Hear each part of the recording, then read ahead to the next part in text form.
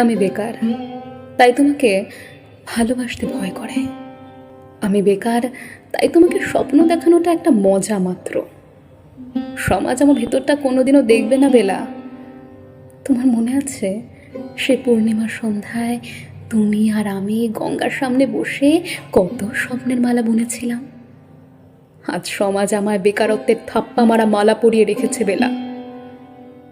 বাবার কথা মতো ডিগ্রিগুলো আমি সবই নিলাম, তবে তোমায় পাওয়া আমার চেয়ে ভাগ্যে নেই। হয়তো সফলতার চরম শিখরে চড়ব, কিন্তু সেই দিন তোমার হাতটা আমার হাতে থাকবে না।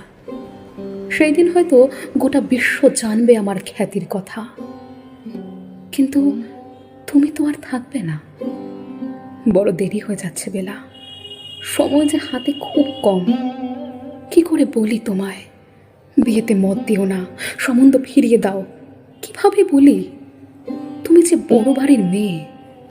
আমি তোমায় তোমার মনের স্বচ্ছতা আর সরলতা দেখে প্রেমে পড়েছিলাম। তোমার প্রতিটা চুম্বনে যেন আমার আয়ু বৃদ্ধি পেয়েছে, যেন নিজের আয়ুর অংশ আমার মধ্যে তুমি দিয়ে দিলে। তুমি বলো তুমি আমায় পুজো করো দেবতা রূপে। সত্যি বলছি বেলা, তোমার পুজো নেওয়ার যোগ্যতা আমার নেই। সেই পুরুষের কি কোনো দাম আছে যার মধ্যে ক্ষমতা নেই তার ভালোবাসাকে ঘরের লক্ষ্মী করে আনার? আমার দিকে সবাই আঙুল তুলছে বেলা, আমি নাকি বড়লোকের মেয়ে ফাঁসিয়েছি।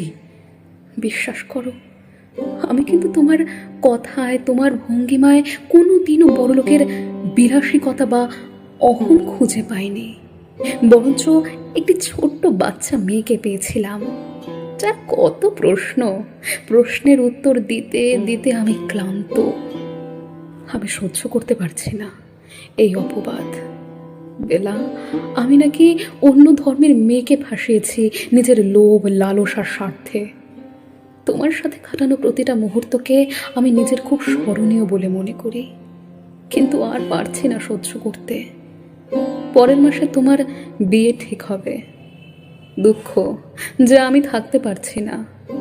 কথা দিয়েছিলাম তোমার প্রতিটি মুহূর্তে থাকবো তোমার অনেক কাছে, কিন্তু এখন না কেমন সব অন্ধকার হয়ে যাচ্ছে বেলা। হয়তো এই অন্ধকার তোমায় আমার আরো কাছে নিয়ে আসবে বেলা। সুখী থেকো বেলা, শুধু আমার বেলা।